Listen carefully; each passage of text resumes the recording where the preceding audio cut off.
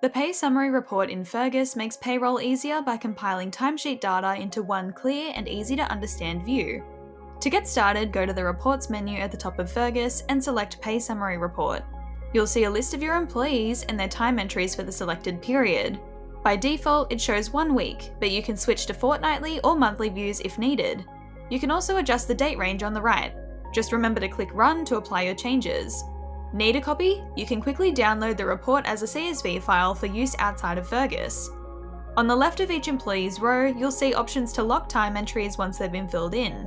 When payroll is complete for an employee, you can mark their entries as processed. Fergus will then move them to the processed section at the bottom of the report, helping you track who's been completed. If needed, you can always mark entries as unprocessed.